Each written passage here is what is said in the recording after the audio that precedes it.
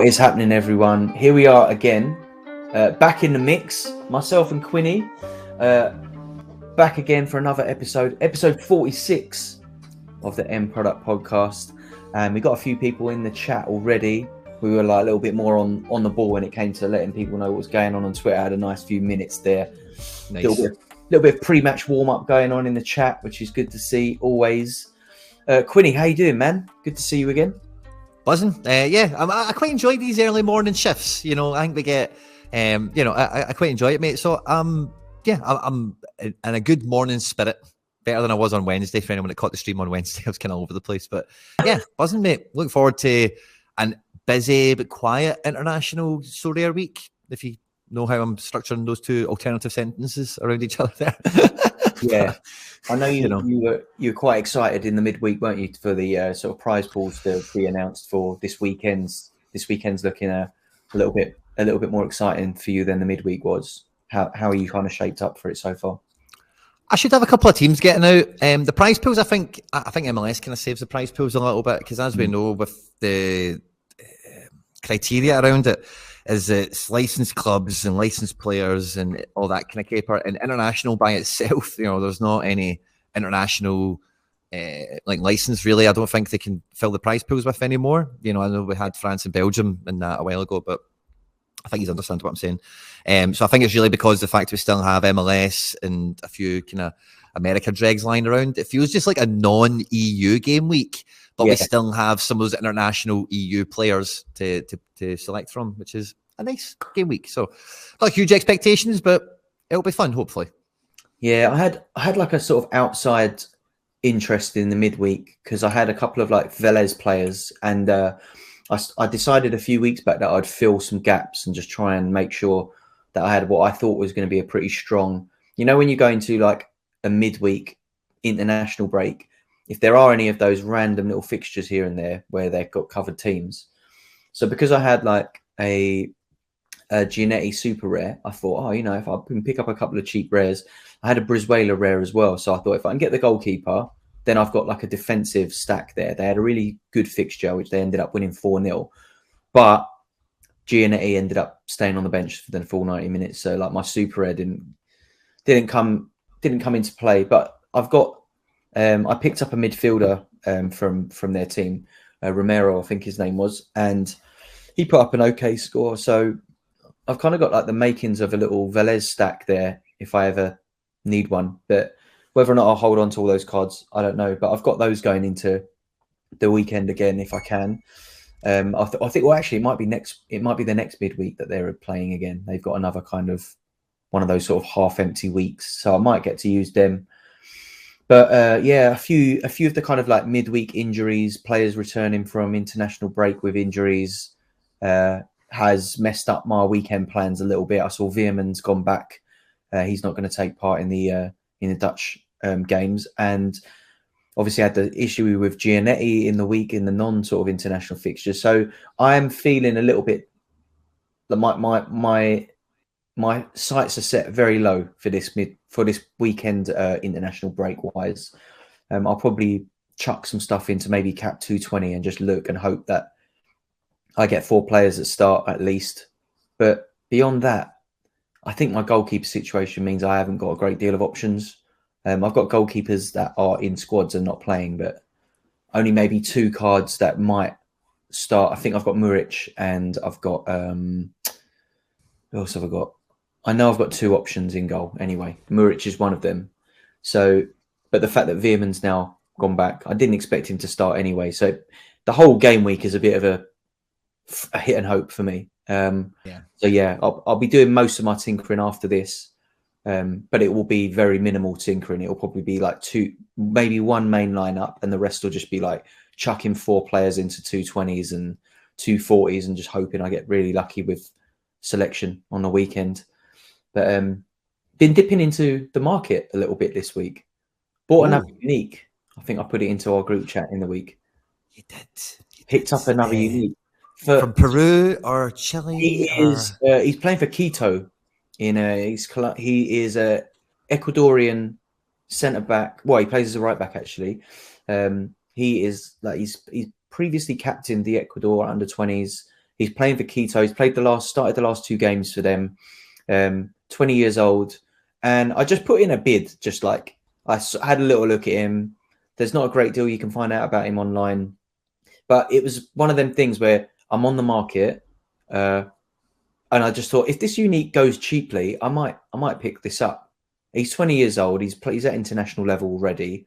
He's played the last 2 games for Quito, who are like not a bad side.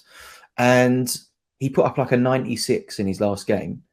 So he's one of those fullbacks that can put the big scores up. But he's a fullback, you know. So I managed to win that auction for just over 0.5 ETH, which I thought just felt like a bargain for any player of like international pedigree. You know, Ecuador have got a pretty good recent record of producing decent defenders as well. So it is a bit of a hit and hope. It was a bit of I've got an ETH balance and got a bit excited, and probably not. It's definitely not a card I need. You know, I've got now 3 defender uniques, but it was more of one of those. I think it is so tempting looking at the auction markets at the moment and just going, I'm having that at that price, and everything is a little bit underpriced. I think a lot of big accounts have been selling up, haven't they? And I think that has put a little bit of downward pressure on some of the cards on the market. I've noticed I think Zima Blue looks like he sold up most of his account, and he sold a lot of super rares under value. I was very tempted to pick a few of those up. I put in a couple of offers that were even lower down. I think I put in like a 0.5 ETH offer for like Gear Truida. I thought that would be a great card for me. A under 23 super rares defender is kind of what I need at the moment. My options are slim there. But to be honest with you, I found out this week that Gaetan Cook broke his finger, which really limits him. Yeah, so he's going to be out for, I would assume, a couple of months maybe. So my U23 super rare options are like, you know, maybe you don't need to go out and buy it. You know, if I haven't got that goalkeeper and with Tanny's situation, I don't think I'm going to be looking at that division until I know I've got a goalkeeper that's going to start. So maybe I need to hold off on that at the moment. But it is a See, it's a little outside thing, you know, with Tanny. Like, obviously the whole Gamba thing isn't great now. And as you probably know, and anyone listening didn't catch this, Tanny made the Japan squad for this international break. Now, they're only playing 2 friendlies, but the goalkeepers they called up was Tanny Osako, who's another U23 Japanese international goalkeeper as well, and Daniel Schmidt, who we know from the Belgian Jupiler League as well. So, like, as many people will probably know, this is the whole point of me bringing this up, basically, is getting non-EU players into Europe in a variety of countries. International status, caps, been called for selection, dictates a lot of work permit success, or can dictate work permit success, you know. So the fact that Tanny has been playing for a better team on and off, I know because I've got one as well, and getting into the Japan national team, it's made me think when I seen that call up, maybe they're just sizing him up to be sold, you know, because he is a goalkeeper and getting that international clearance. Maybe he needs a few senior call ups, and everyone's kind of on the Tanny train of in Japan of let's look after the guy and get him into Gamba, put him in a top team with a top defense. Yeah, he still looks good in this level. Put him in the national team and then get him ready to ship out into Bundesliga 2 or Holland or Portugal or something. Or Scotland. Yeah. So Germ Nasty in the chat said that Schmidt got to start the game that just kicked off. So he got that start in place for the international. But it'd be really interesting to see what comes of Tanny. I think even for goalkeepers, even just the selection into the national team kind of helps his case in that sense. So yeah, I nice to see a cap, but I don't think it's like undoes that. I noticed his next fixture is against Shonan as well, and based on some of the sort of post-match interviews we've had from the manager there,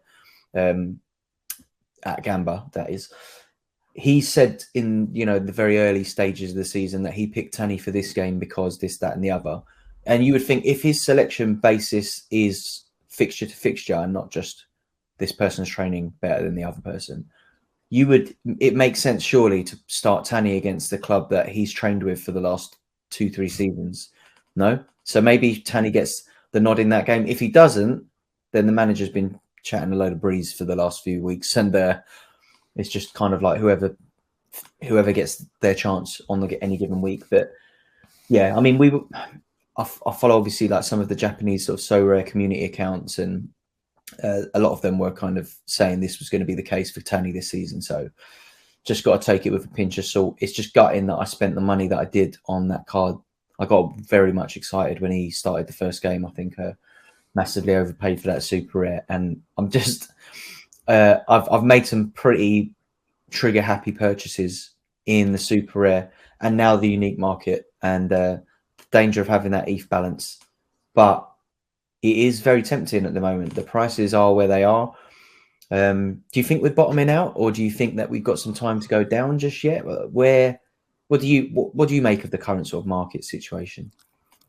The first thing I would say is, just before I can answer you on that, is anyone in the live chat that's joining us, because we are doing a live recording, you know, we want it to be fun for anyone that's joining us here. Have you been Stish trigger happy? I want to hear that. I want to see that in the live chat. Who have you been trigger happy with? Who did you buy for 8 quids or whatever it was you've done? Let us know. For me, mate, I don't know. I think for limiteds and rares, I think the relative bottom, and I say relative because the Sorare market every 3 months is a different animal. You can't really. I was saying this to Nellis on his podcast this week, but like historical data is like, you know, it's not very worth very much on Sorare because there's so many moving factors. But in relative bottom of any of these cards that we're looking at, generally speaking, will be off season rather than international break, you know. But there's so many other things going on at the moment, and the prices are mad low. But the only thing that stops prices going lower is a feeding frenzy. Is people looking to spend money, if that makes sense. So you're trigger happy. We'll see if anyone in the live chat's trigger happy. I would love to be trigger happy. I would love to have like a Gatling gun of ETH right now and just go onto the market like boom, boom, boom, boom, boom, boom, boom, boom, boom. Firing offers out everywhere. Yeah, and scooping all sorts up, but I've not got the ammo, you know, to pull that off. So it feels like bottom outy, but I can't in my heart of hearts say, I can't look at prices and say, oh, he'll be more expensive in the off season. Yeah. Because most of these guys won't be. They can't be logically, you know.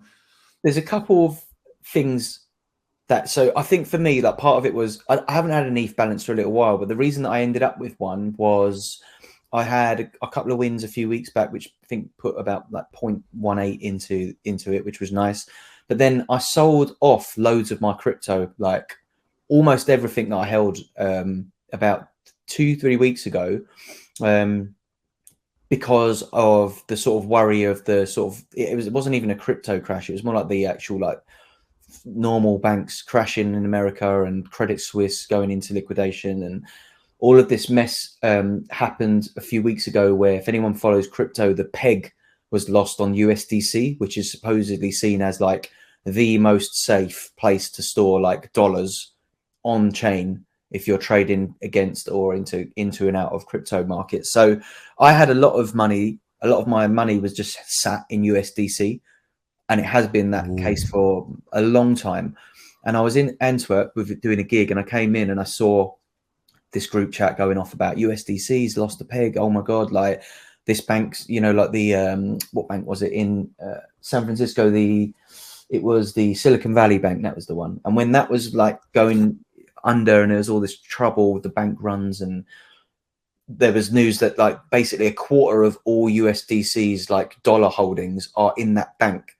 So naturally people are like, well, if they lose a quarter of their money to in an actual bank, then what happens to the on-chain version of those dollars? Like, so there was a bit of a panic sell going on, and I definitely saw that, and I thought, I've been here. I was lucky enough to get out of like the lunar crash maybe 6-7 months prior, just in time. And I felt at the time when I did that, oh, I probably jumped the gun a bit there and panicked and sold. And then I was lucky I did, because 2 days later it was worth nothing and could have lost a lot of money. So I didn't think too much about, I think I took like maybe a 6 or 5% loss. I think I sold all my dollars at like 96 cents on the dollar or something like that. Okay. And then decided that I needed to get them. There was a worry that, you know, like, where do you put it now? I need to get them into the bank. I need to put them back in my bank. They need to come off the blockchain, and I need to just sit on the sidelines for a bit. And then I'm starting to worry about my bank. But what it did mean that I had to leave a bit of Ethereum in my MetaMask anyway, so that I could do all the gas fees to move stuff about, send it here, send it there. And I ended up with about 0.8 of an ETH in my MetaMask account. And I was on Sorare, and I thought I may as well just move that into Sorare. Why not? And why not? Yeah. I did. So I ended up with about an ETH and a half, I think, in total in my Sorare account after making a few sales and whatnot. And that's been sat there for a little while. And I thought over the past few weeks, I probably need a super rare defender, U23, because Deviv came back and got injured again straight away. The only other option I've got is like Seo Yong-woo, who ages out in a few months' time. And obviously all the situation with Koreans coverage, not being sure if it's going to be covered. There's always that element of doubt. It's been pretty good the last few weeks, to be fair. And I have used them in U23 again. I've actually started mixing my Korean cards back into different regions and ages. Nice. So a little bit less worried about him. But he is literally my only U23 super rare option. And having uniques, you're looking at D2, obviously. That's the whole point of having a unique for me, because I don't enter D1. But yeah, the Gaetan Kook situation messes that up a little bit. But all of this sort of ETH stuff did make me look. And it also made me think of our chat on here maybe 2 weeks ago, where we were talking about, if you're entering limiteds now, what would you do? And it's been like in my head ever since we had that chat, that what you said, you could literally go in and buy like your dream team. Like, what would your dream team be? So I was sat with my son yesterday, and we were trying to figure out, I was trying to figure out with him. I said to him, like, what would you pick as your dream team? Like, he doesn't look at SO5. Most of his football knowledge is FIFA and what he watches on TV, right? So he's gone in with his SO5, and it was all right. It was pretty good. There was a few pieces that I didn't, but he did understand the idea of like the defensive stack, like pay your goalkeeper with the defender. He understands that. And then I went in and I was like, I like watching Eredivisie quite a lot. So I thought, outside of the Prem, what I would know more than most, I would say, is their Eredivisie is like my other area where I feel comfortable knowing who plays what teams are good, who's going to concede, who's not, etc. So I started building on Sorare Base. Have you ever used Sorare Base? It's really good. A bit like Sorare Data, has a few other tools. Then you can bang a team into Sorare Base the same way you can on Data, and it shows you how it's performed over like the last sort of 20, 30 weeks. And so I've decided on a 5-player stack based on what you were saying. And I've started picking them up. I'm putting offers in, and I'm on the auction markets. I'm being like patient with it. But my SO5 dream team, if you like, is essentially Rulli in goal, Timber at the back, Veerman in midfield, Tadic, and Javi Simons. And that is what I'm going out to get. So that bit of ETH balance I've got left is basically, and that came in on Sorare Base at about 0.22, which I think, like for a monster team. And if you look historically at that team, it would have won two tier zeros, about 4 tier 1s, 5 tier 2s, and like a few tier 3s in the last like 20 weeks or whatever. So, it has a potential to yield. I can use it in Challenger, in an All-Star. I can kind of like move that team in and out because it's all Challenger. So me and my son sat there, and I was like, I think I'm actually going to go out and get this. And I picked up Timber and Rulli last night on the market. I won a Veerman overnight. I think I've got a Chavi Simons due to end this afternoon. So I just need to pick a Tadic up, really. So yeah, that chat we had, that ETH balance, that has resulted in me getting a bit excited in the market and picking up a limited stack. Well, not a stack, but like a Challenger entry that hopefully will give some of the Celtic stacks a run for their money, because we were looking at Celtic as well. And there is some. I can see why your Celtic stacks are been yielding as well as they have, especially super rare. Looking at the output of some of those potential sort of Celtic pairings with the sort of the powers, I think like the defensive powers in Ajax mixed with like the midfield of Celtic and then a Tadic was like also like really banging. So that would be good, yeah. Yeah, I'm looking forward to that. I'll let everyone know how that experiment works out. Knowing how looking at how my sort of like limited legends strategy is going, I might be the jinx. Who knows? So if anyone else has got a team like that, I'm sorry. I'm about to ruin it for you.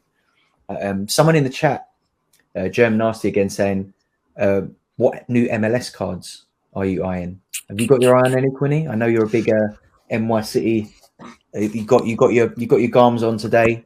So this is Well, it's the only thing playing. I need to wear this today because it's the only team I'll have at the weekend. The only NYC card I'm really interested. Oh, I'm probably going to get. I'm almost certainly going to get a Pellegrini rare just because I don't actually want him, but he seems to be playing, and it'd be kind of silly not to for me at this point. But I'm really excited to get a Gabriel Pereira. But he's down as a midfielder, and I don't know how I feel about that yet. I've not investigated it, so he's been long overdue a card for like a season or something. And I was raging. I was saying it to my members, Stish, because like when I opened up the MLS draft, I'm getting ready to do what you've just done with Limiteds. I'm getting ready to do my MLS fantasy team where I can just, pick the guys I want and blah, blah, blah. And Gabriel Pereira wasn't in it. And I'm in the group chat. I'm like, guys, he's not got a card this year. How has he not got a card this year? I was losing my mind. You were looking in the wrong position. And then I thought that, checked forward and mid, wasn't showing up. And then I was like, no, he's not there. And then I forgot about it. And then about 20 minutes later, I was like, I'll check the market just in the off chance. And he's got cards on the market. So it's a weird one. And somebody else brought another player. I think it was Bo. I don't think Bo is in the drafts either. So the draft, maybe it's been fixed. But yesterday, there was a few missing faces in it. So maybe have a wee check-in on that in case you're missing somebody you wanted to get in for that. But Gabi Pereira, Pellegrini are the two main ones. I like the look of a gold super rare. He's on auction in the next couple of days.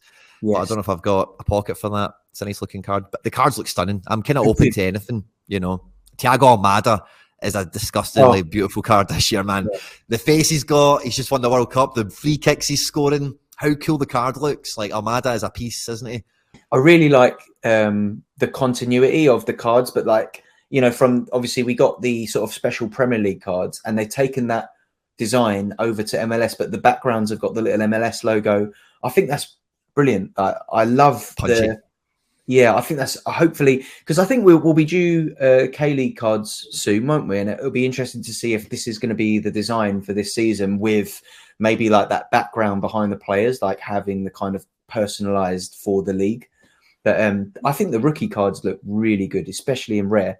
The rare rookie cards this season look great. They look like pearlescent, don't they? They've got a really I've got my eye on a Garnacho. I think I can't let this. I was going to say Garnacho's the only one I've seen really that caught my eye. Yeah, I've got to get that one. Especially now, won that Sancho the other week. I'm a lot more like my ETH balance has been really itchy on a few of the kind of auctions of late, but I'm just waiting for a few of them to like hit a dip in form. But United have been doing pretty well of late, and it might be one of those ones that I maybe pick them up towards the tail end of the season when people go into the break and are maybe just trying to switch them out to get some utility, maybe pick up some America cards. I feel like that will normally start happening in April. April to May is like the downtime for that Champ Euro. So yeah, maybe I'll pick it up then. I think it will depend on the ETH balance because I'm definitely going to have to move money back on chain if I want to start buying things again. But I am really bad at trading. That is one thing I will say. I don't know about you, but I just cannot let go of cards for like 110% of their value. I hate doing it.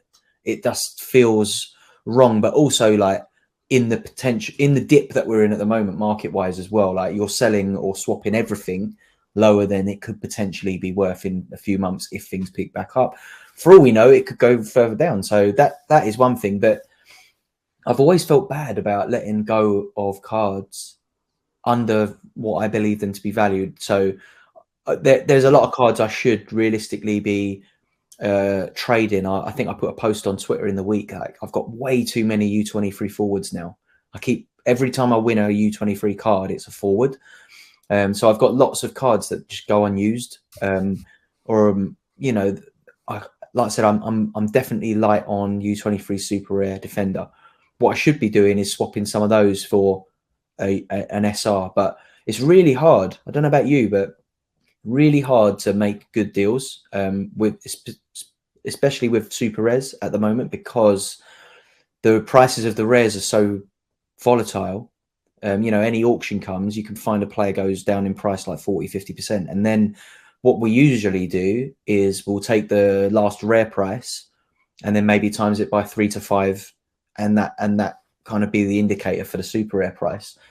But if there hasn't been like a super rare auction or sale on a player for a long time, it's really hard to get that manager to agree to sell it at that price, because they might have dipped like 70% since the last sale or something like that. But Yep. I've been struggling. I've been really trying to get a few cards at that kind of 4 to 5x, and owners just don't want to let go of them at the old kind of way that we valued them. I don't know if you have any joy. I know you said off air that you've been in and out of a chat with a few whales trying to do some deals. Yeah, well, I've definitely got a few interested parties and a few different cards, and trading. So, like the value of card, see what you're saying there, Stish. Like I'm all about that, but like I think I had a great example of it with the goalkeeper stuff that I had, super rare goalkeepers like this time last year, when I traded a guy out who's actually a boss now, Alfred Gomez, super rare. I traded him out. His SRD value was like 3.5 ETH, and I traded him against a goalkeeper. The SRD value was 1.5 ETH, but I didn't really, no one was going to. It didn't really matter to me that the prices were upside down, because I always kind of thought that the prices should have been the other way around anyway. And I only cared about the guy I was pulling in. That the guy in that case was Sorare, who people who watch my channel know I've had for a year at this point or whatever. So like when it comes to trading, that's kind of the way I kind of think of it as. I'm not really worried about like, I don't want to trade this guy away now because he's only worth 200 and last month he was worth 6, and what if he's worth at least 5 in a month from now? Then I'll feel bad, because it's kind of like, well, I'll kind of take that and zoom out and think, well, this trade is in front of me today. Like, would I have entertained this trade 6 months ago? And would I probably entertain this trade in a month or two from now in the kind of market as we see it, if that makes sense? And then I try and use all of those kind of little gauges. I don't try and look at it and go, well, this guy's worth this and da-da-da. But it's just more like, what will happen? What has happened? Where are we now? And it's just trying to find that very murky current value situation. So, and I think when you're doing that, I'm doing that, and everyone else is probably doing something like that, maybe to one extent or another. And that means getting values to match is the difficult bit, because there's no consensus on 3x rare or last sale price or this or that. It's all a bit of, I'm saying something now and you're saying something now, and there's a lot of that going on. And I try and stay away from that and just keep everything quite matter of fact. When it's negotiating, I hate when people try and get into like info and rumor and gossip. It's like, I just matter of fact shit, like what's it, who is he, where is he going, where's he going, what's he worth, like, or whatever. It's not like, oh, the new manager's godson with him, or or whatever. I've definitely done a few trades like that myself as well. I think I did one similarly at the close of last season. I swapped my Mazraoui for Wrench, and at the time Mazraoui was worth about 1.5 times what Wrench was worth, but I fancied that he would get rotated at Bayern. He wasn't going to be as useful to me in terms of pairing him up with any of the other cards I had, and having a Wrench would give me more U23 again. Plus I had like, Kenneth Taylor, super rare there. And I just thought that makes more sense to me, even though I was taking a bit of a hit in terms of like the value. Over the course of the next sort of couple of months, Wrench actually became more valuable than Mazraoui, because he's a U23. Once he started playing back again, he had like a really shit L15 as well at the time. Whereas now, once he got a decent run of games for Ajax and they got some results, he was putting up like 70s to 80s and stuff. And yeah, I'd agree with you on that. Sometimes it isn't about like the value there. It's about if you know what you're actually getting yourself into and projecting what that might do for you in future. And I think that a lot of the good sort of trading accounts probably go off that kind of knowledge much more than they do off like what is the price today. And I think that's another reason why, even in a dip at the minute, I feel a little bit more comfortable going back into the market. And it is hard to have that balance, because if you believe long term in the platform and their ability to deliver a more intriguing game, or something that maybe people feel like is going to bring more value to the cards, or all these things, that if you think in 6 months we'll be in a better place than we are now, then that's another reason why, I might be putting more money on the platform while other people are selling. Another thing that is really interesting that I don't think we've ever touched on, I was thinking the other day about, these big accounts selling up, and obviously Zima Blue is the most recent one that people have been talking about. One of the big massive whale accounts selling up, or it looks like he is anyway. What do you think about the impact that a sale like that having? Because if you think of one account having all those big cards and putting, you know, like taking a massive chunk out of the prize pools every weekend and probably putting those back into the mix. If we disperse that account cards across lots of managers who are interested in picking them up, which is what is happening right now with his, that then spreads those cards out more into maybe accounts that aren't as quick to sell the rewards that they make back. They're still like on the come up. They're still trying to build. I think that's a really interesting segue that isn't really discussed that much in the community, is the positive impact of a whale selling up versus, like, we always talk about, oh, like the panic, a whale selling up, this must be bad. They're getting out. What do they know that we don't? But actually, if a whale does sell up and enough people buy those cards and utilize them rather than trying to flip them, or that could potentially be a positive on the, you know, the sale of rewards by those accounts that have strengthened their squads. What do you think about that?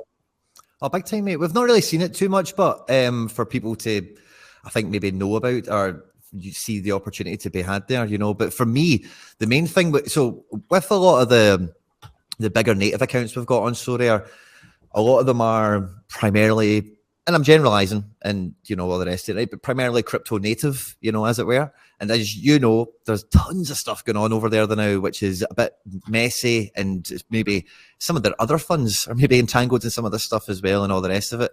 And their need for Sorare cards versus their need for Ethereum or any other thing that they're involved in or whatever, that's always in a little kind of balance as well. You know, like some people, at rare level, Stish, we've seen it for the last while when it was that normal threshold, the old threshold, where people seen the Sorare cards as a way to accumulate ETH, you know, like play the game, have fun, gather some ETH in the background, and then you've got a little bit of ETH exposure building up, you know, and if ETH does well, you do well, and if it doesn't, then who cares? It was for free anyway, or air quotes, for free, depending on how you look at it or whatever.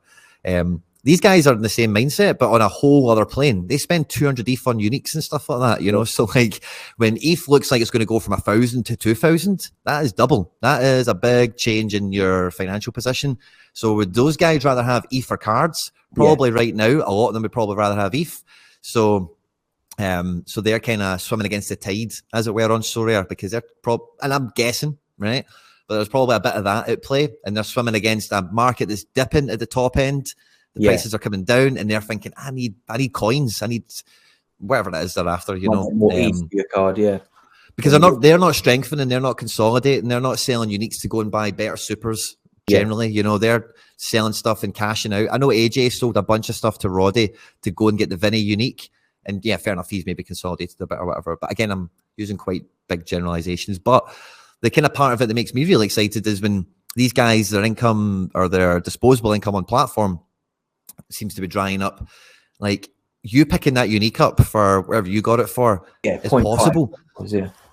John was telling me on his podcast, Neil Mopai unique went for 0.39 or something like that. Wow. Can you imagine any unique that plays a starting player going for that kind of price ever on Sorare? It's just unheard of. And those guys just don't have the wallet. They probably don't. These guys don't even have the utility to be attractive to these guys. You know, they're not going to get in anyone's team. Why the hell would they waste money on them? And now there's enough variety in the market where they can turn their nose up at it. And that's just not for the big black cards, but that goes all the way down. That's for me, even looking at yellows and reds. And that's the same for all the way up the food chain, as it were, you know. So I think it's kind of, you know, I'm always excited by cheap cards. Like I'm always looking to buy cards. So when cards get cheap, I'm always kind of happy. You know, when I'm looking to sell cards, that's obviously a bit different. But like I say, it's one of those ones where there's always a cheap card. I'm always like, wow, look at the price of him. Like that makes me excited. Even I might look at the price of somebody I've got that's tanked, and I'm like, oh, I can't believe that. You know, so I think as well, we often look at the price of uniques, don't we, as like almost like an indicator for the rest of the game, because the uniques are normally picked up by whales or people who are trying to level up. You know, like I would never have picked up a unique until I had enough super res to make use of it, right? And I think a lot of people will be in a similar boat picking them up. But I think that is like one point in the chat was that, you know, when a whale leaves the the market, it's bad because you lose one of the kind of market makers. The problem, the thing I'd say about whales is they're market makers in the sense that they kind of like dictate the value of like the top cards. In like Zima Blue's case, Erling Haaland, I think he bought that and he's listed it up for less than half what he bought it for, which is absolutely insane, but it is what it is, right? So he's made the market in the sense that he's given the headline that's so rare that, you know, like that, look how much this Erling Haaland card sold for, like when it did a couple of years back. So they're market makers in that sense that they are the headline, they're the headline makers. But I don't think they're the market makers that we all perceive them to be, because actually they sell a lot of their rewards and they're more than happy to sell them at a little bit less than the last one was sold for, because they just want to get the money in quick. And that is what causes that downward pressure, if anything, on the market at the top end, especially in the super rare and rare markets, where a lot of those top rewards are landing in accounts of people that are not that bothered about winning them. They're just quite happy to get the ETH because they've already got 2 of that card, or they've already got the super or the unique. They don't, you know, they're playing D1 and D2. They don't need a limited Haaland or something like that. They, you know, they play limiteds for fun and use it as like a ETH yielding exercise most of the time. And I think that they, in that sense, they're both good and bad for the market, because if you know, like you're like someone in the sort of lower 50% of holders on the platform wins an Erling Haaland, they're either going to double down on their investment, or they will sell it and probably reinvest that into getting up the ladder. Whereas the whales are maybe more of a long-term vision. I at least think with the uniques is, you know, if you're buying an Erling Haaland unique for the amount of money that Zima Blue did, he's buying it justifying that purchase in his head, that this is good for me for the next 10 years. Obviously, he hasn't stuck around that long to realize that potential, but it's a long-term bet, isn't it? And I think that the only worry that I have at the moment is all these people that were like the biggest of long-term bettors on the platform are selling up. That is the one red flag for me. Is like, that is worrying. But like you just said, Quinny, I think that might be more of an ETH thing. These are crypto whale people coming with big, massive amounts of crypto, bought into so rare. An unexpected drop in ETH has happened over the past couple of years.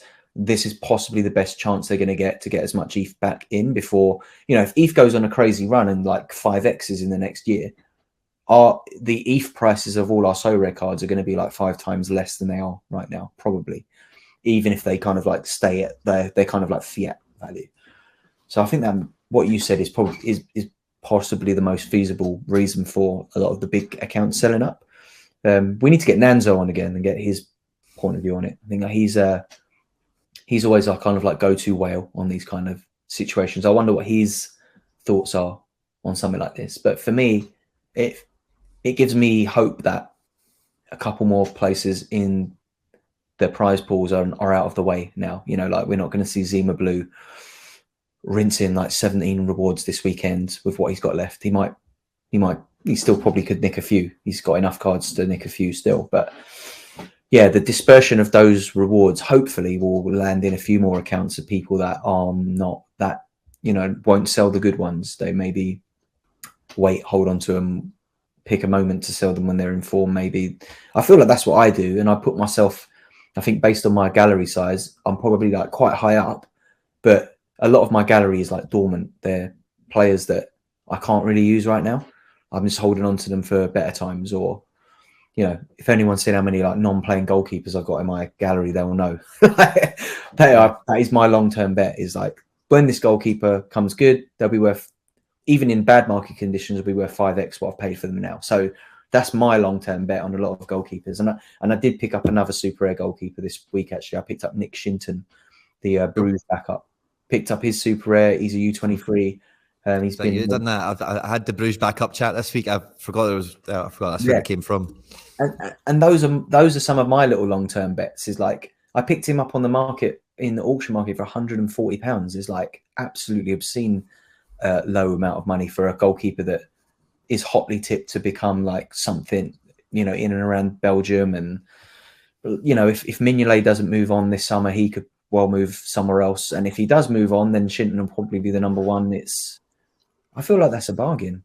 I've seen you looking at something of interest there, Quinny. Like what? Yeah, just when you were talking about that there, I remembered I've not done too many moves recently, right? But I managed to Pavel in the Gabri Vega super rare, and Hendo asked me earlier today, he's like, how did you get that deal in, or who did you get it off or whatever?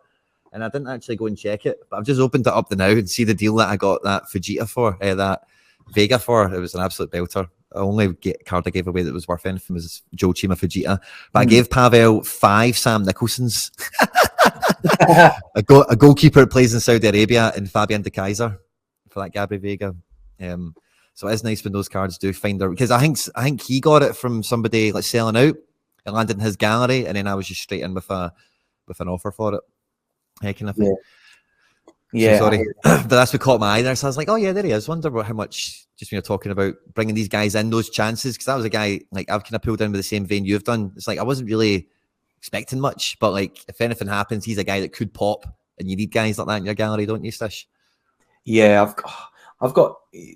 I'm a sucker for a U23 goalkeeper anyway, and part of it's been part of my pain, I guess, this season is like I've picked a few of them up more than the value. They're probably overvalued now, but I do for all of those 2 or 3 goalkeepers I do have. I've definitely got 2 or 3 that are like waiting in the wings, and maybe next season, maybe the season after should appear somewhere, hopefully. And when they do, it will balance out some of the bad trades I've made. And like, another thing with some of the bad trades you do make is like you feel a bit better about them when they start winning you rewards as well. Like I've always talked about like my Osmar super rare, that amount I paid for that initially, but and Veerman was another big purchase for me at the time, but they've definitely brought in more than the value that I paid, even though I overpaid for Osmar. Not Veerman, I definitely got him at the right time, but Osmar I overpaid for, but he has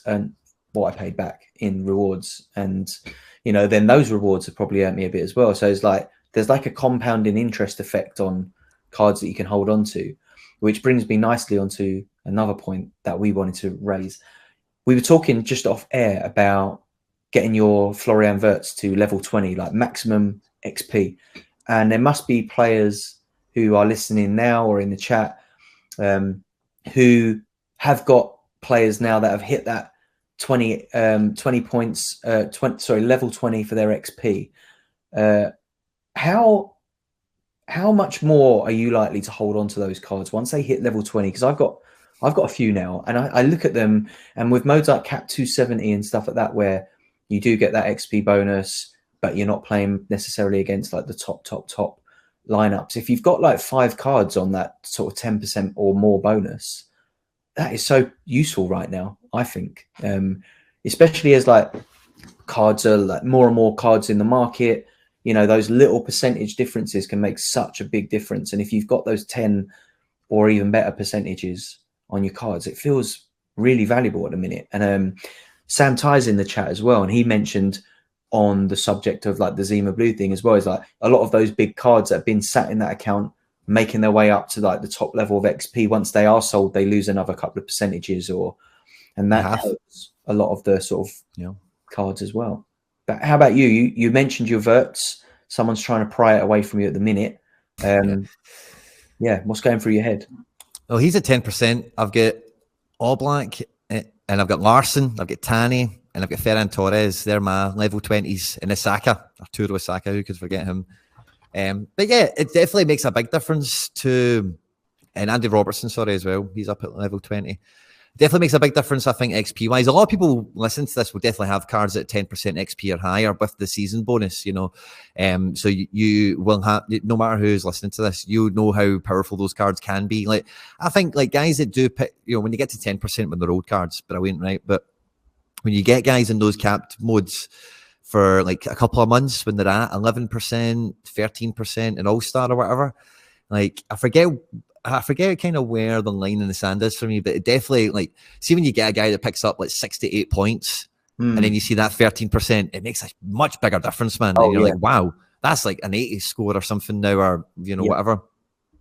So it's very valuable, and it will be the difference now between tiers. It'll be the difference between making money, you know, like hitting, if you're an all-star, making top 100, you know, or making the top tier, like those little bits do make a difference. And having the old cards, it's like now they're done. They're out the oven.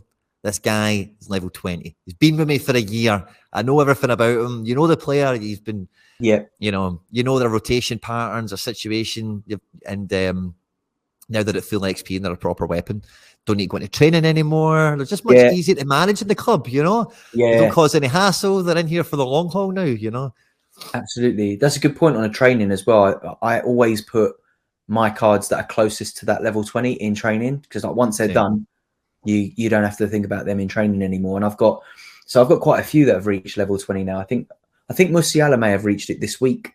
So I've got my Verts at level 20. I think my Musiala's at level 20. And I love that because they've both got so many years of U23 utility. And I'm going to have that 10% on them for pretty much the rest of that window of utility. So even players that do have those cards are going to have to catch up to me. You'd imagine, right? Unless other people have been sat on their cards as long as that. So yeah, it is really hard to let go of those cards. But another thing, it's like a gift and a curse, because it also means that when I am putting lineups together, I'm any of those sort of high. I'm always looking at Cap 270 is a really interesting one, because firstly, you know, you're not playing against any big stacks and stuff like that. You can fit a really good team into 270 usually. Maybe you have to like sort of make it odds end meet on the final entry, like the extra card or something like that, or the goalkeeper sometimes to like take a little hit on it. But when you've got all those cards that have that 10% bonus or better, and then you also factor in that 270 cap has that 50% bonus for captain as well.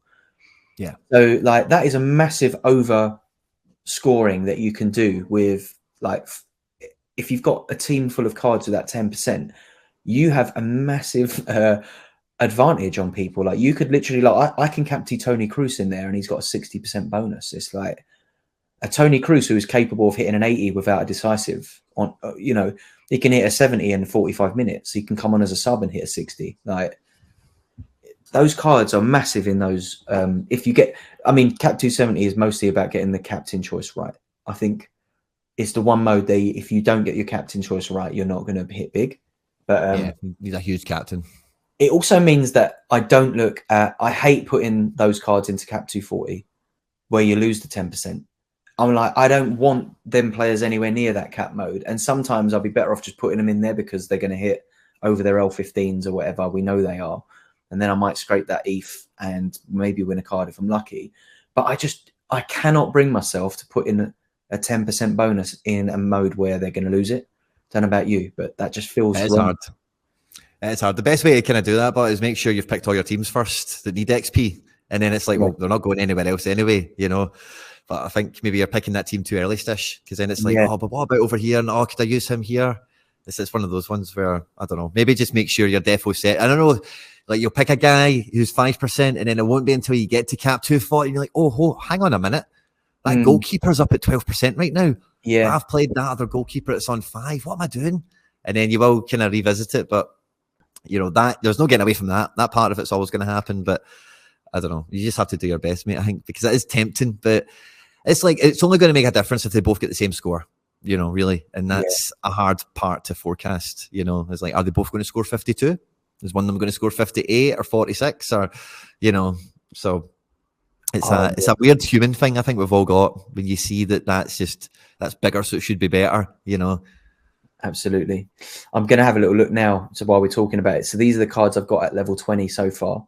So my Musiala is not at level 20 yet. He's close, but I've got Ibrahim Sangare. I've got Giovanni Di Lorenzo, Tony Cruz, Kalidou Koulibaly, Florian Wirtz, Sebastian Szymanski, and Carlos Acevedo super rare. So yeah, I mean there's a good team in there. Do you know what I mean? Like for sure. I'm just lacking a forward at level 20. I need to get a forward at level 20. I wonder who I've got at level 19 forwards wise. I think Cecilia might be close. Yeah, I've got Cecilia at level 19. So I mean, if I can get Cecilia at level 20 with those guys, that's an all-star smasher if I've ever seen one. I've actually got a unique at level 19 as well. To see like a Yumu Seko, 49.5% bonus. Nice. And he's at an a non-covered club, so he's obviously already lost his like that extra where you can go over. Do you have any cards that have got that mystical 13, 12.5% where they move to a team that's not covered?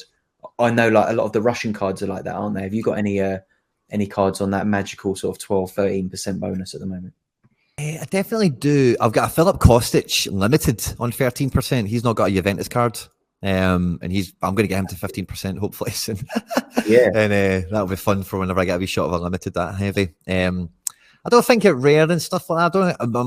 MLS guys were about to get into 11% mode, but then all the MLS cards dropped. So that's just perfect timing for that, I suppose, because all my MLS guys are from last season. When they lose their season bonus, they're all going to be 5% or so. So no, I don't think I've got any that are really flying away with it at the moment. Oh, all my MLS cards still have their season bonus right this second. So don't tell Sorare. I hope they've not listened to this much of the podcast if they do listen. Oh, I've got Wanyama. Wanyama's on 31%, but again, he's going to lose that. It's all the Americans really, mate. Sean Johnson, Callens. That's it. I did want to mention as well, before we finish up, we will come into the live chat. So if you did throw out any trigger happy Stish moments you've had, we will bring them up, by the way, because there was a few belters in there. I just wanted to put that out there so that we both didn't forget, and I wanted you guys who are in the stream today to know we've not just said that and we're not going to leave you hanging in the wind, Yeah. There's quite a few interesting points. I think a lot of people in the chat at the moment are sharing their kind of wonder cards, their 11.5, 12%. Sam Ty says he's got Wallace and Georges de Frutos, and I am never ever selling them. He says he loves his Wallace. Like selling them, it's hard. Like, because I think there's another reason that you get cards that, and they've been in your gallery probably the longest. Like those cards there have been in my gallery for ages. Like they are some of the earliest purchases I've made and not sold. Obviously, there's a couple there in that sort of level 19 that I haven't had as long, that maybe I've bought from someone who had them maxed out and I'm just getting them back to where they were. But I've definitely got a few. I'm just having a little look now at like where my sort of percentages, power. I've obviously got a Rodrigal limited. I think he's at 11.5%. Mikola Matvienko at 11% in limited. Serdar Gula at 11% in limited. But I've got some nice rares. I think I've got Xander Clark. His rare is still at the moment, I think at 12%. My goalkeeper, Xander Clark, 11.5. I've got him too.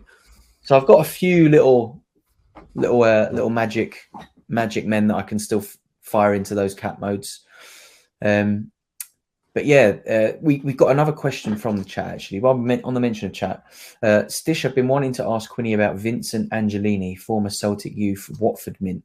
Moved to Brentford under 21, so no more mints. Quinny, anything on that? Never heard him. So I was just saying that's a new one on me for sure. But yeah, sounds fun, sounds interesting. I've got a George Johnson that's in a similar mold. He's a Red X card at the moment, former Liverpool youth team captain when Trent was in the team and all that, and all the rest of it. And he's now playing for somebody in League One or something, Bolton or something. So I'm not really interested. Those cards are, I've only got space for a few of them. I don't think I'll be getting this guy, but yeah, sounds fun. Yeah. It's probably a pretty good time to go to some of the chat. Actually, I've just scrolled up to have a little look at some of the bits we missed. But Wayne 2 Tatos, who is the manager of the Villa to Glory, I met Wayne as we both did actually at the Villa game, and he had a fantastic game week in the week. I saw some tweets where his Villa stack came up trumps and won him a whole heap of rewards. And he says that he used his rewards on Villa to Glory to pick up a Kane, Trippier, Rice and Pickford. And he had Grealish from the rewards. So he's got a nice little England stack going forward. That is really nice.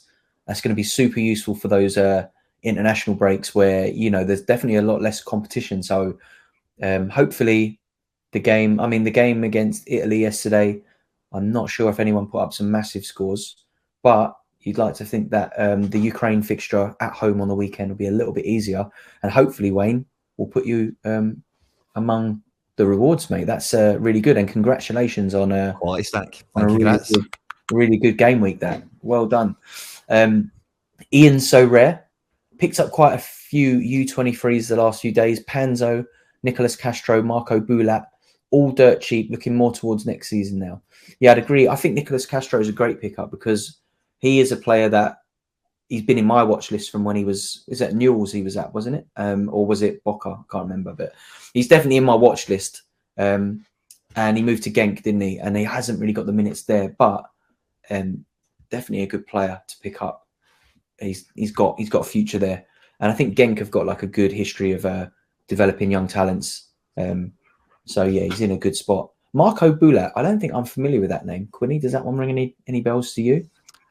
Most of those names I'm not too familiar with. Me, I know Panzo. Now Castro is quite a nondescript name for me, and Bulat, I don't know. No, it's a new one to me. Nicolas Castro, he's a good little player. Panzo, I hold as well. I noticed he's been back on the bench the last 2 games, so he's back from injury. Maybe they'll bleed him in after international break, but I would expect him to start playing some games soon. I'm looking forward to using that card because he's put up some good scores, and I've not been able to use him since winning him as a reward. I've held on to him all the way through his injury, so I've had him a couple of months now. He'd be on his way to level 20 before I know it, with all the time that he's been spent on the bench in training and that. But yeah, I'm trying to see if there's any more. Ian Sorare, thank you for the subscribe, using your Prime Gaming subscription. If anyone's listening to this who is in the live chat as well, I've been thinking about this. Quinny, let me know your thoughts on this. But we obviously get quite a lot of viewers in. What you can do if you use Amazon Prime, which probably like 90% of people watching do, if you link your Prime account to Twitch, you can actually give a subscription to any Twitch streamer at no extra cost to you every month. And you can use that with your Prime Gaming subscription that is part of your Amazon package. Comes as no extra cost if you're an Amazon Prime subscriber. And you can come in here and you can give us a subscribe, which we appreciate. But what I'm thinking of doing is creating like a monthly mini league where the money that's earned from those subscriptions, which I think I earn about £2 from each one that we get, I could then go in, buy a couple of limiteds or something like that, or depending on how many, it might even be rares if we got hundreds in, who knows. And then putting that into a little mini league that runs for the month. We put you can only enter it if you've subscribed. So then we put all the subscribers into a mini league, and we maybe make it one of the free to play, so it opens it up to anyone of any level. And then we maybe choose a division and go, right, this month, starting from this game week to that game week. And then we'll have a couple of prizes that are bought out of the money that is earned from these Prime subscriptions. What do you reckon, Quinny? Is that a winner? Are we on to a winner? Sounds quality. The Milky Bars are on Amazon. Sounds That's good to me. We can use the Prime subscription. We'll have a little end product special going on every month. And yeah, depending on what we earn from these Prime subscriptions, I'll have to keep an eye on it because they're always like a month backdated. So it might be that the money from last month funds the following month's rewards, so I don't end up out of pocket. end up costing me money doing it. But yeah, I think that might be a bit of fun and can get all of the regulars locked in, listening and involved. People seem interested in the chat, but that might be a nice little way to do some kind of like actual rewards, little community hub. We probably like start a little Discord chat or something so we can link that to subscribers and stuff like that as well. And yeah, it might be a bit of extra fun. But I've been thinking about doing that for a little while. Top Gun, welcome to the chat. To anyone listening to the podcast as well, if you're wondering like what all this like welcome to the chat is from, if you're listening to this in the future, we do this every week, and we do it live via my Twitch, which is /Plastician or Plastic Ian if you have trouble spelling. And yeah, we do it live. We're normally like Thursday or Friday, sometimes Wednesday, don't we, Quinny? We try and get Tony Watt on as much as possible, so it tends to try and figure out what he's up to in the week. But he's on a stag do today, isn't he, Quinny? He's out in Liverpool. Is we on it? He's probably into his second diet water of the morning at this time. Tony, if you're listening. But yeah, on Tony, he's been in and out of the group chat this week. To sort of touch on what his sort of like position is. I know a lot of people like to get his area of expertise and his angle on things, but Tony seems very interested in doubling down on his super rare kind of holdings at the moment. He's looking at trying to figure out ways of being more competitive in super rare with kind of the long-term vision of the platform. What do you reckon, Quinny? I think that's a pretty sound idea. If you're thinking long-term, super rares might be the way to go if you want to compete in a couple of seasons' time. Maybe less competition. What do you think? Well, yeah, I think the way the market's moved, we've kind of bumped into this topic a few times, and I think like Tony's he's definitely got a bit of a bug for trading again. He was kind of quiet for a while there, but it's it's one of these ones that if you're enjoying the game and you're looking at cards and going, wow, I would love him. Never thought he would be that price. How can I get one in? Like Sam Tyson, he's deposited this week and done something similar. And there's a bunch of other guys in the live chat that are telling me stories about something similar where I went and picked up a guy. Finally, it was this price, and all the rest of it. And I think like it's, the clock I've always been running against playing Sorare is trying to get as many amazing cards as I can before everyone else turns up, and then I can't really afford anything. And it kind of felt like that kind of had been reality for the last year or so. And now it feels like a little bit of a reset, but I'm looking at cards and go, wow, I can afford some of these again. How many more can I hoover back up and consolidate into the club I've got before everyone turns up again, or before rebounds happen or whatever. So I think if you're enjoying the game, and it is like, what's not to like? It is a brilliant, I'm talking about this stuff all day, every day with anyone that'll listen. It's quality. It's amazing.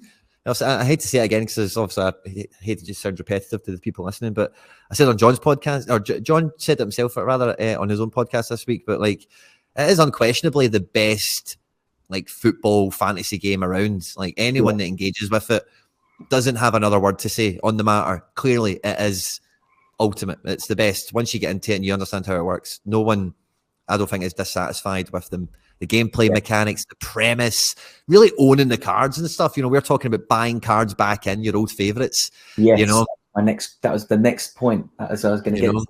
You talking about it really well there. But yeah, like you said, it's owning the cards, isn't it? And off air, you were talking to me about potentially bringing in your old Hakimi. Is it a super rare? Hakimi super. And I managed to buy, I think I've got your old Cherky, haven't I, or something like that. And it's when we was talking off air on another week and we never got round to it on air, but now we're here and we can get into it. So I had recently, when Takanori Sugino started the season in goal again, I was really tempted to buy back the super rare that I sold of him just because like sentimental value, like that was my card. I need him in my teams again. It feels weird not having him in my lineups. How much of a factor is that in like that potential purchase? Like you're talking about potentially bringing back your Hakimi now, and you're quite tempted by it. But like, how much of a factor is the fact that that is your old Hakimi back in your gallery becoming like a would you be even tempted by it if it was just someone else's Hakimi? Is it the fact that it was yours that kind of like you want it back? I don't think the fact that the card was mine would result in me doing the transaction on that sentiment alone. But what it definitely does, like, see your Sugino example is much better. Like, you need that goalkeeper, super rare. This is the utility I need. This is the makeup. And then well, the guy for me is Sugino. And when you look on the market, it's like, I can't be playing some other scrubs as Sugino. Where's my guy? Where's my Club Tropicana, Club Legend, Club Icon, Sugino? That's the guy we need in the building. These other scrubs are not going to cut it, Absolutely. And, so it's more like that. It's like if I need a guy back in, and it's like, oh, I used to have that guy. Where is he?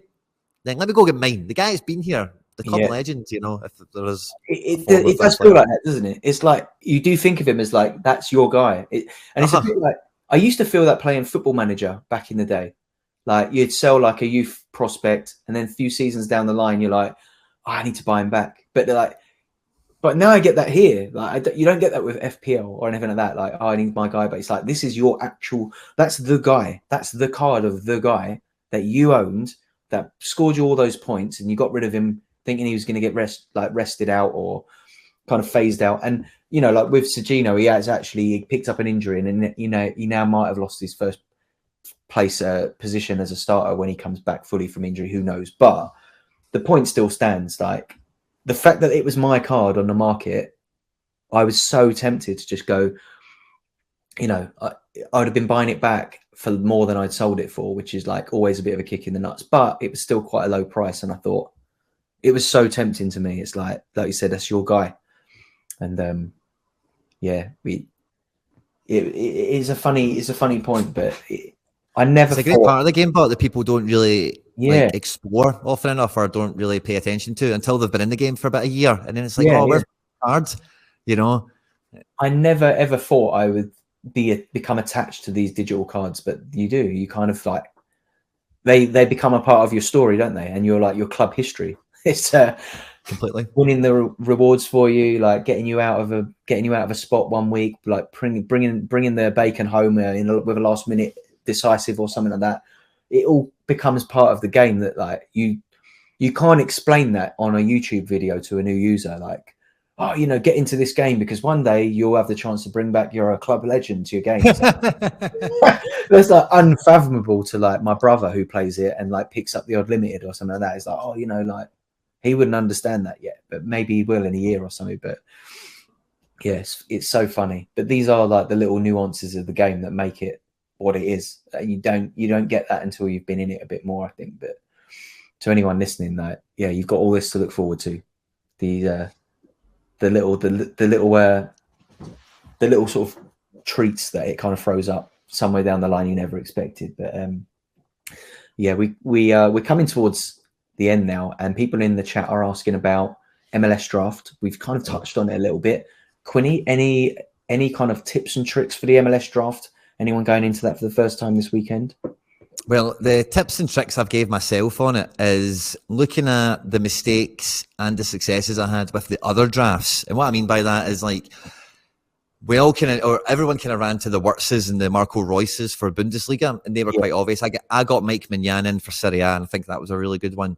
So it's looking at this weekend, the draft is open. If you've not got it done yet, do it today before the deadline. You'll have some MLS action for free and get stuck into the draft and go pick your team and all that fun stuff. But with me also saying that, don't draft all 8 cards to optimize this week, because there will be some guys that their L15 or L10, whatever one it is, isn't completely up to speed yet with how good they've started the season. Maybe they finished last season pretty cruddy, so I would try and definitely get 1 or 2 guys in that are cheap that you just want to have in for when they get more expensive later on and you wouldn't be able to afford them. Because with these other drafts, it is now, Stish, like a battle of having good guys on some XP, because like I've got some guys on 1% and 2% in the draft because they get XP themselves, and you lose that every time you draft and swap them out. So you want to have good guys, get some XP as quickly as you can, and just bank on them and ride the rough with the smooth, if that makes sense. So that's the advice I've given myself, whatever that's worth to anyone else. I like that. I think that's good advice. There's some interesting caveats in there, isn't there? I think someone in the chat, Top Gun, has mentioned that Driussi is a midfield card. And, that is going to have a massive impact. So if you look at like his output last season compared to the midfield cards, can be very different. One bargain that I noticed was Cifuentes 40-pointer. I think that's a great pickup if you need a 40-pointer. But yeah, I definitely echo I think the main problem I had was I picked probably a lot of the players that everyone picked. And, like 2 or 3 games into the draft, I'm like struggling to swap cards out because I've picked the cheap options and now I'm only going to get 40 points back for them, and then I have to find someone else who's cheap. It's like the 40-point players you just need to keep them if you get somebody amazing. Yeah, like you try and avoid them in the positions where you're going to need to swap players in and out quite a bit. And I think that like that's one thing about Cifuentes is he's maybe a 40-pointer you can hold on, but if and when you do need to swap him out, you're only going to get 40 points back for him, and hard to bring in someone decent then, unless there's another player coming back from injury that week or something like that. But I'm going to go with differential on it. I think I'm going to try and pick like a defensive, the classic sandwich stack as we call it. I'm going to pick like two teams of 2 players of each team that go into my starting 5, and then someone with like a decisive in them as like the number 5 player. And I know some players that I like in the MLS, but I haven't done my draft yet, so I'll have some fun doing that this afternoon. Like I said, I haven't got a lot of tinkering to do because I've only got a couple of goalkeepers I can use. But I'm going to try and just pick out a couple of teams that maybe are overlooked and just hope that they hit it big one of these game weeks when no one's got them, because I think that differential is the main. If you're going to win any rewards, at least if you're playing in mini leagues with your mates and you just don't want to lose, maybe you don't go that route. But if you're looking to try and like bang a card or two, I'm gonna go with differential and maybe like pick an odd team that hopefully can pull a big result and performance out of the hat in the next couple of weeks. So yeah, I think that's going to be my thinking. I'm gonna have a little look at the fixtures and try and pick an underdog winner, a team that maybe like pulls a big performance out of the hat this weekend and hopefully hit the ground running. But yeah, good luck in your drafts, everyone. I think it'd be interesting to see if we get any end product in the community. Quinny, anything else to touch on before we close out the episode? Well, I would say Jerem's made a good point here. It says 3 40-point players and optimize the remaining 5. So I think if you can get 3 40-point cheat codes and then you just bank them in and accept it, you're not trading them away. Alan Pulido is 40 points. I heard a rumor somewhere in the last couple of days that he's going to be back now. So as a 40-point striker goes in MLS, I don't think you might get much better than a fit Pulido. So maybe check that out. He's fun. And C Jolly saying he's got 3.5% on some players after the international break in his common teams. So wow. So yeah, I think, like as we've seen with the limited competition, the XP did make or break you for a while there when it was Bayern stacks and Zenit stacks. And in this draft, because the draft gets swiped every season, that was one of the things they said is like, new season, new draft will happen. Everyone starts from zero again. And I think that's definitely a lesson I've learned early from those drafts is I should have maybe kept 1 or 2 guys in that are just going to XP build on and run them for the season through thick and thin and wait for them to hit and correlate with the steady eddies, as it were. So it sounds like C Jolly's on a bit of that as well. Love a bit of XP. That's going to be a really interesting point. I'd missed that, and I think that like come into the new seasons, especially in the top 5 divisions, when we are waiting the new seasons like through the summer break, that's going to be really important for all of the kind of content creators to fixate on doing some really good content around the fact that point is actually stands. As much as anyone can jump into this versus like FPL, where you kind of need to be right in from the very first match, you can jump into this at any point in the season, but there will be a benefit to you if you get in it now, if you hold on to those players, because come the end of the season, if you've got like an Mbappe at the beginning of the season and you've not ever traded him out, he could end up with like an 10% bonus at the end of the season. Do they cap it at 10% or? I think so, maybe. But they fly up quick. If C Jolly's got one at 3.5% already, I think they've run quick if they're big scorers. I'll have to have a look. I think I've probably got a few in mind. I haven't had much joy in the draft mode, so I think, but maybe I have a bit more joy with MLS. I'm definitely going to get involved, seeing as this week it's a perfect weekend to get involved with a draft, isn't it? A new one, like a international break.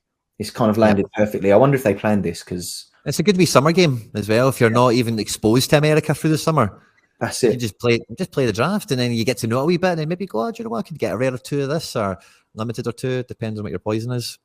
So, yeah, I think it's maybe a week or 2 too late. I'd like to have seen this come out middle of March, beginning of March. Yeah. It feels a little bit late to the party, but it's at the party now, and it's pretty slick. It's at the party now. MLS party starts this weekend. Everyone, Quinny's just letting you know. But gang, that's been a great week chatting with you. I think we covered a lot of ground. Do you know what? I think for an international break, we had a lot to talk about today, which, can often be difficult when we haven't got like massive SO5 rosters to talk about for the weekend. So, Quinny, always a pleasure. Never a chore, mate. Enjoy the weekend. Happy birthday for last weekend, by the way. We didn't even, I know we mentioned it on the last week, but it looked like you had a great time at Celtic as well. Thank you very much. It was good fun. Thank you. I hope you have fun yourself, mate. Hope the gig goes well on the radio and all that fun stuff. Yeah. Busy day today for me. Off to Rinse FM to broadcast this evening. Got a release out for anyone that's interested. New Plastician track out. Go stream it on Spotify or everywhere. Wherever you listen to your music, you'll find it. It should pop up in like the latest releases. Hopefully, if you follow me on there, you'll come up in your release radar if you use Spotify. So. And I'll earn 0.0027 pence for every stream that you make on there. So you'll be putting money in the bank. Leave that on overnight and you sleep on mute. We'll love that. Love it. Nice fun. All right, gang. It's been an absolute pleasure. End product signing out. Until next week, good luck and have a great weekend, gang. Cheers.